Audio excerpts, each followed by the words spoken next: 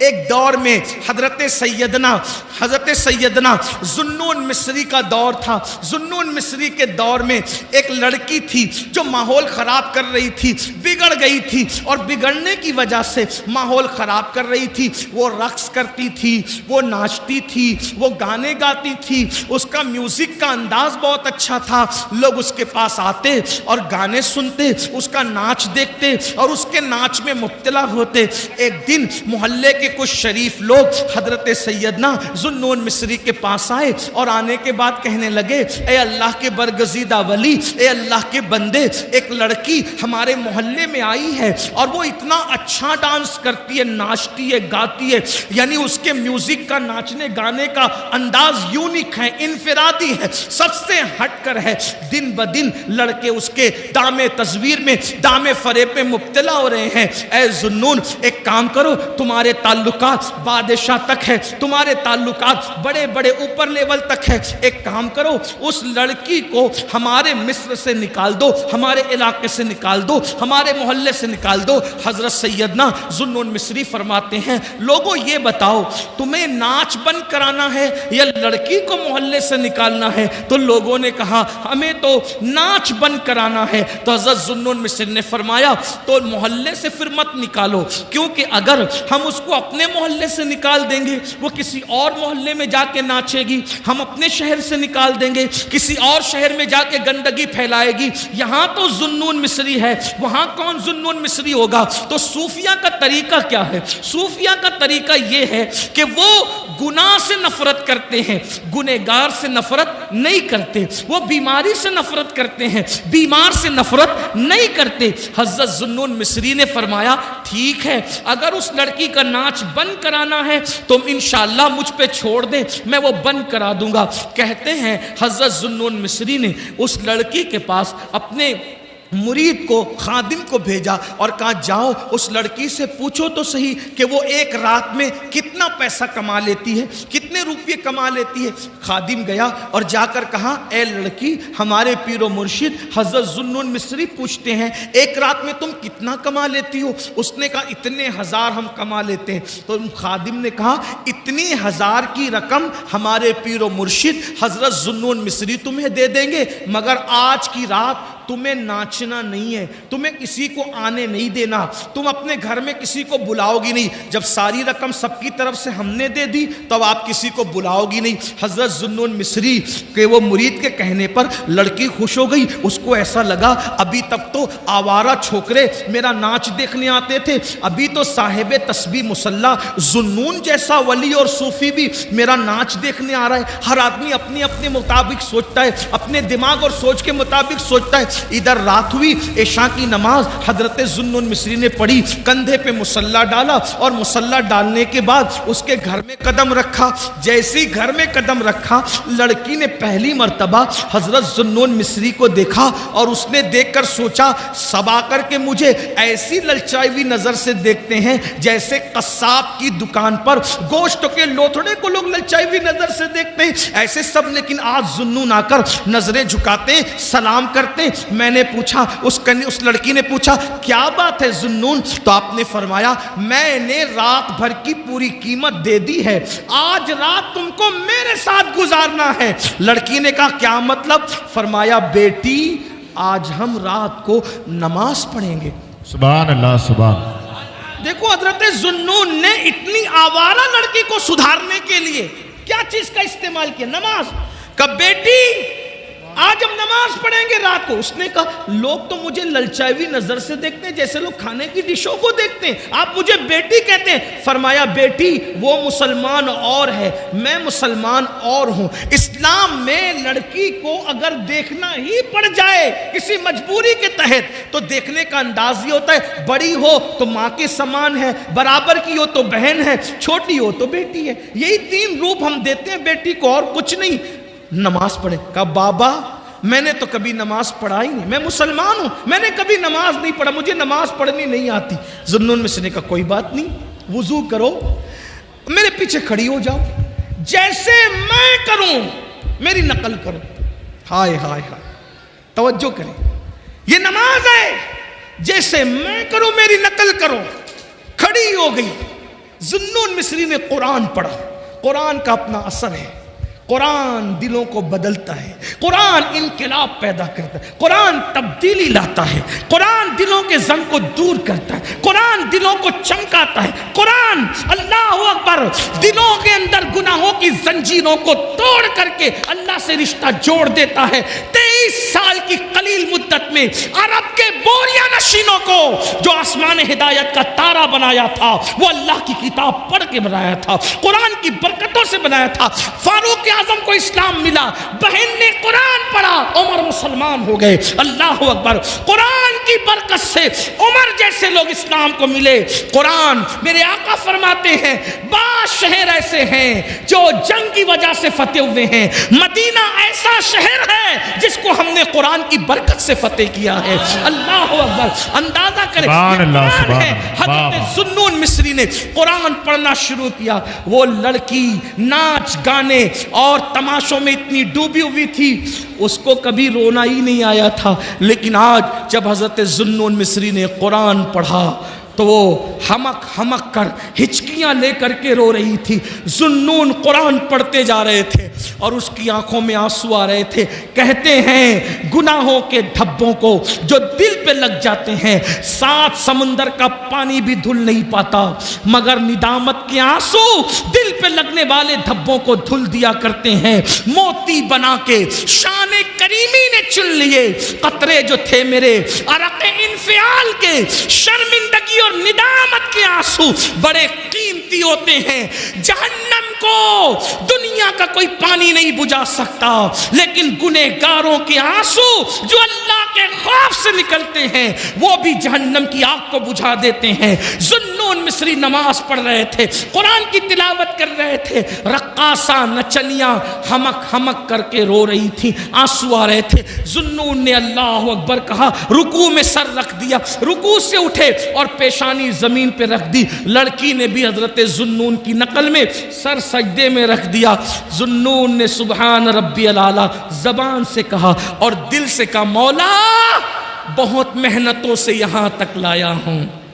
سبحان اللہ. سبحان مولا بہت محنتوں سے یہاں تک لایا ہوں. یہاں تک لانا میرا کام تھا, اس کے آگے سنبھالنا تیرے کرم پر ہے. مولا اگر تیرے کرم نے سہارا نہیں دیا تو دنیا کی کوئی طاقت اس کو دوسرا سجدہ نہیں کروا سکتی. دنیا نے دیکھا ذوالنون نے جب سجدے سے سر اٹھایا تو نماز پوری کی تو وہ لڑکی تھی نہیں, وہ غائب تھی. اب وہ لڑکی کو ڈھونڈا گیا, نہیں ملی. نچنیاں کہاں گئی, رقاصہ کہاں گئی, نچنیاں کہاں گئی, رقاصہ کہاں گئی, نہیں ملی نہیں ملی نہیں ملی نہیں ملی. ایک دن وہ لڑکی, وہ رقاصہ قصہ پارینہ بن گئی, ماضی کا بھولا ہوا قصہ بن گئی.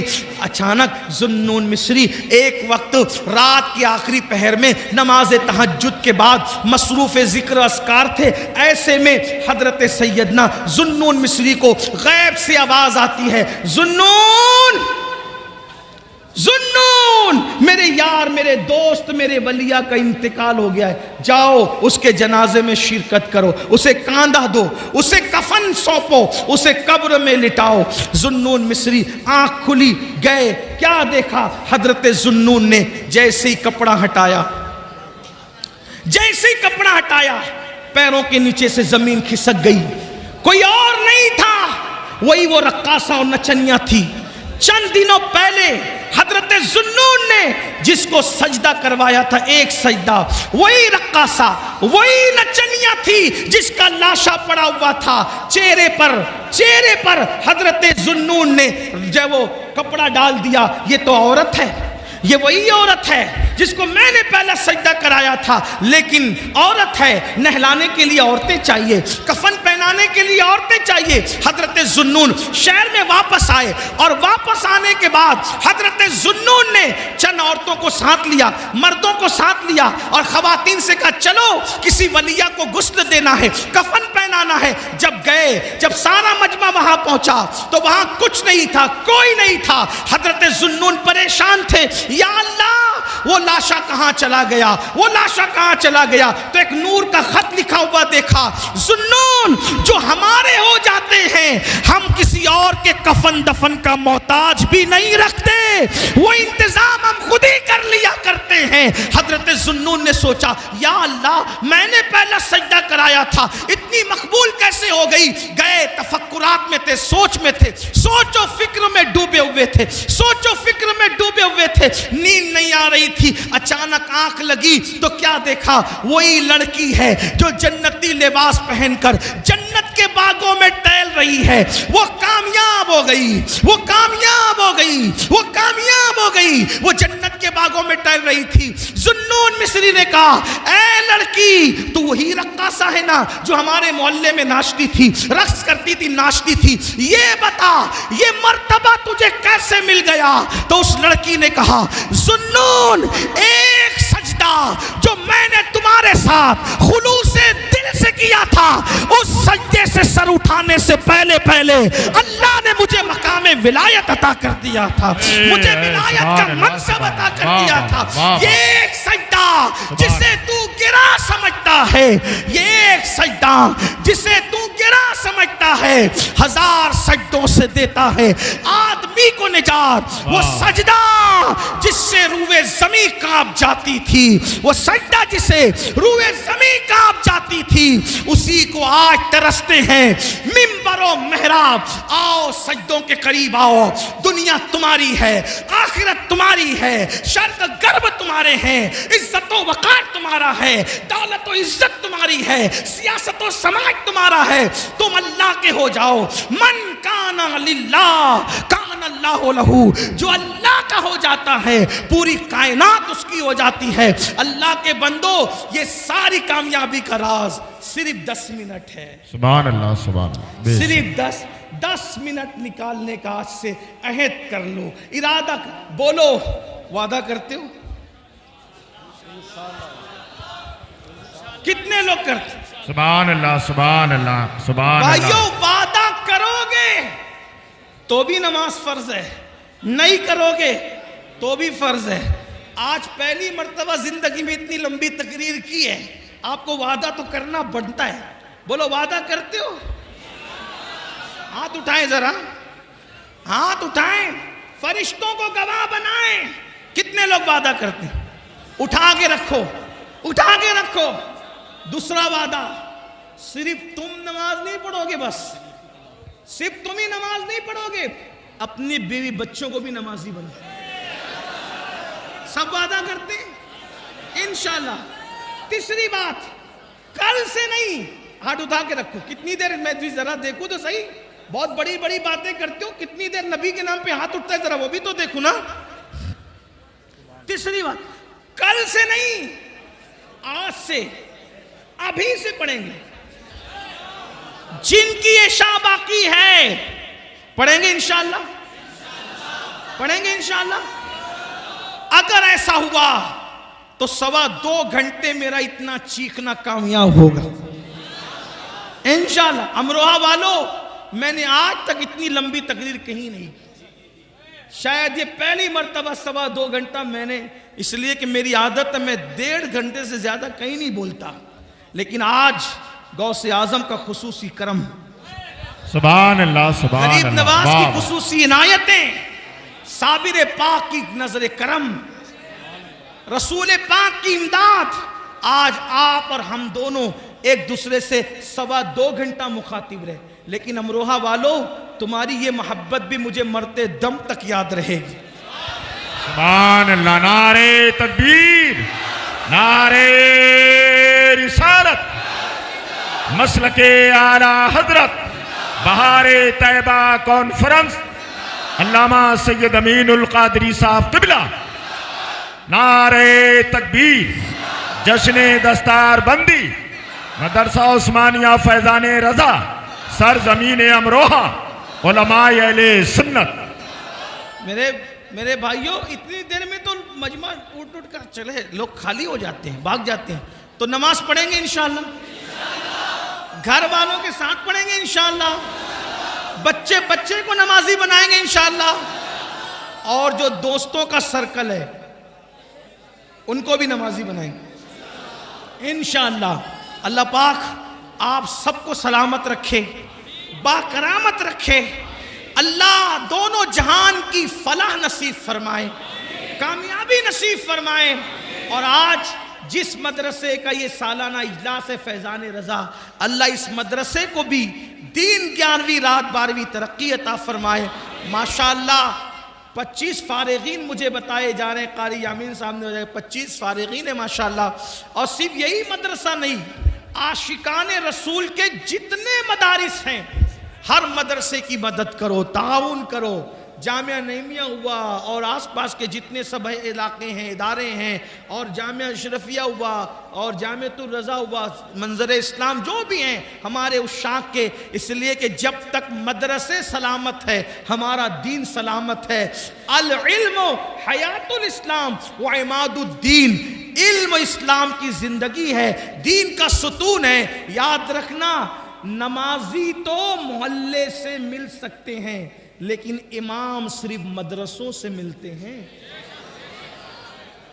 نمازی کہیں سے بھی پکڑ کے لائے جا سکتے ہیں مقتدی، امام مدرسے سے ملتا ہے۔ اس لیے مدرسوں کی قدر کرو اور مدرسوں کی اہمیت جانو، مدرسوں کو مضبوط کرو۔ مدرسے مضبوط ہوں گے ہمارا دین مضبوط ہوگا، اس لیے کہ ہماری جو ٹکی ہوئی دین کی عمارت ہے وہ مدرسوں سے ہے۔ بلکہ آپ کو بتا دوں مسلمانوں، ہمارے ملک ہندوستان بھارت میں جب انگریزوں نے اپنے قدم جمائے تو یہی مدرسے کے فارغین تھے جنہوں نے انگریزوں کے خلاف جہاد کا فتویٰ دیا اور انہوں نے ملک ہندوستان کو آزاد کرانے میں جان کی بازی لگا دی۔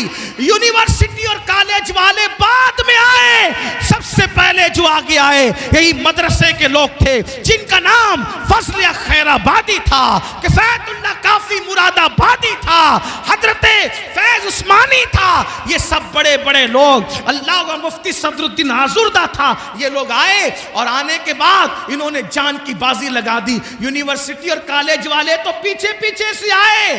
آج بھی انڈمان میں خبریں بتا رہی ہے کہ انڈمان میں جن لوگوں نے کالا پانی کی سزا بھگتی ہے وہ کسی اور جگہ سے نہیں آئے تھے، وہ مدرسوں کے سپوت تھے جنہوں نے ملت سے بھی وفا کیا اور ملک سے بھی وفا کیا۔ اور مراد آباد کے قریب رہنے والوں، جب تک چاند و سورج نکلتے ڈوبتے رہیں گے مراد آباد کی زمین کا احسان ہندوستان قیامت تک نہیں بھول سکتا، کیونکہ وہ مدرسے کا عظیم سپوت جسے دنیا سید کفایت علی کافی مراد آبادی کے نام سے جانتی ہے۔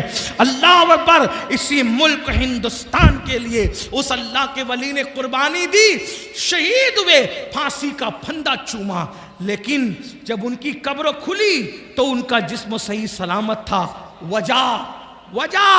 وجہ یہ تھی کہ وہ صرف مدرسے والا نہیں تھا، وہ مدرسے کے ساتھ خانقاہ والا بھی تھا، دل والا تھا، جگر کیسا عاشق رسول! ارے لوگوں کی ٹرین اگر تیز چلنے لگے تو دل دہلنے لگتے ہیں، قلم ہاتھ سے چھوٹ جاتا ہے۔ لیکن سید کفایت علی کافی مراد آبادی رحمت اللہ علیہ کو جب پھانسی دی جانے لگی تو کہا کہ تمہاری آخری خواہش کیا ہے؟